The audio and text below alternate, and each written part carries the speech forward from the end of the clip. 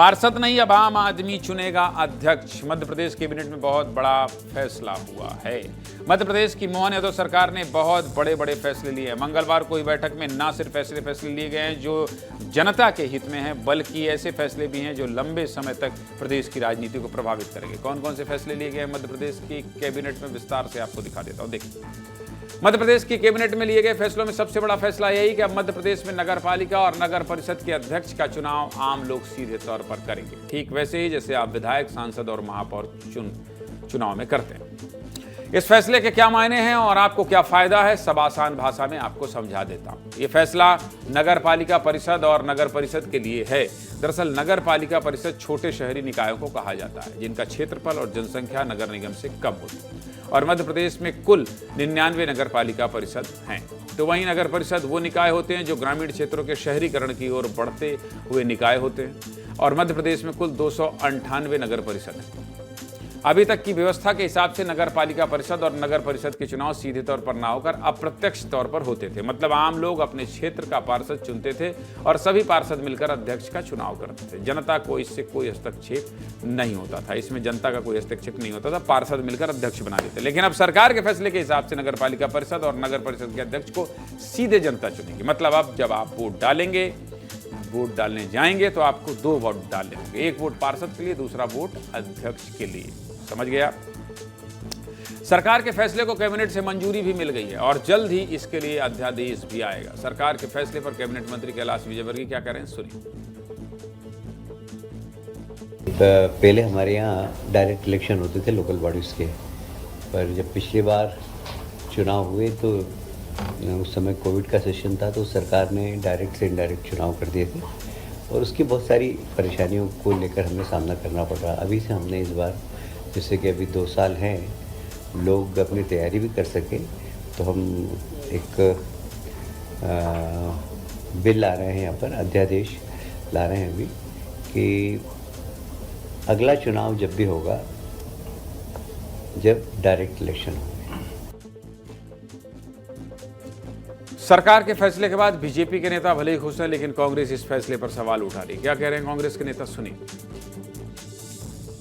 Bharatiya Janata party की जो है ट्यूबलाइट 6-7 साल बाद जलती है, और ये जो है कमलनाथ जी का फैसला था। कमलनाथ जी ने चुनाव डिक्लेयर किए थे डायरेक्ट, तो इन्होंने बदल के उसको इनडायरेक्ट कर दिया। अब जो है ख्याल आ रहा है 6 साल बाद ट्यूबलाइट जल रही है कि अब ये चुनाव डायरेक्ट होना चाहिए। आपने जो है लोकतांत्रिक तरीके से जो सच्चा जनप्रतिनिधित्व पैदा होने के अवसरों पर आपने जो है कुठाराघात की, उनकी हत्या कर दी। 6 साल तक आप उस पर बैठे रहे। अब कह रहे हैं कि हम साहब जो है पारदर्शिता लाएंगे।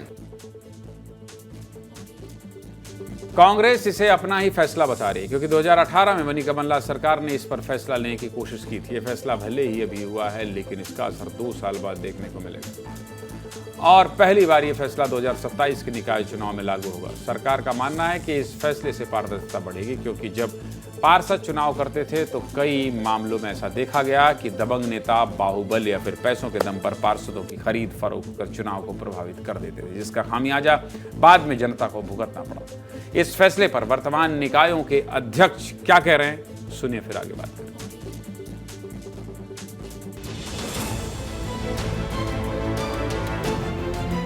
जनता सीधे हमारे अध्यक्ष तक पहुंच पाएगी और अपनी समस्याओं को बता पाएगी, और समस्याओं का समाधान बहुत ही जल्दी और बड़े सहज और सरलता से होगा।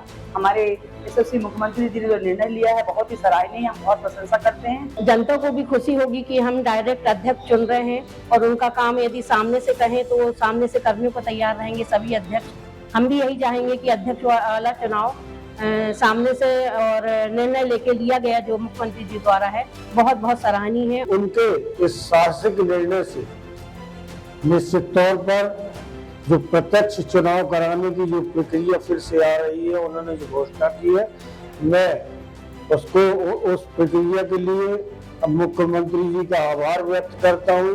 पहले पार्षद के द्वारा चुनाव अध्यक्ष के लिए होता था, तो पहले ये दबाव भी एक प्रकार से था। अब ये ऐसा है कि जो जनता के द्वारा चुना गया है और काम करने का ही अवसर हमको मिलेगा। यह जो कदम उठाया है बहुत ही सराहनीय काम किया है कि इससे भ्रष्टाचार पर अंकुश लगेगा।